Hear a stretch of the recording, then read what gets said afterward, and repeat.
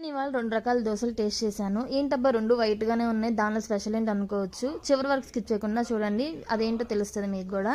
నేను ఇవాళ 2 పెనాలు తీసుకున్నా. ఒకటి ఇనప పెనం, ఒకటి నాన్ స్టిక్ పెనం. అదేనండి ఐరన్ దోస పాను, నాన్ స్టిక్ దోస పాన్ తీసుకున్నాను.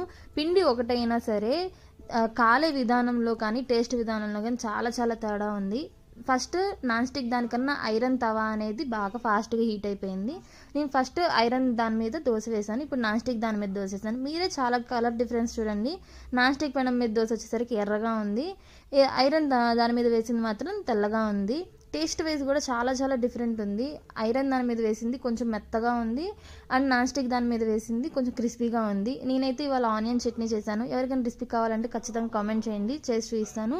ఉల్లిపాయ చట్నీ మీద అలాగా నెయ్యి వేసుకొని కారం కారంగా తింటుంటే చాలా చాలా బాగుండిద్ది. నాకైతే యాజ్ యూజువల్ మనం నాన్ స్టిక్ వాడుతున్నాం కాబట్టి ఫస్ట్ నుంచి నాన్ స్టిక్కే నచ్చింది. మీకు ఆ వీడియో కనుక నచ్చినట్టయితే please subscribe my channel and support.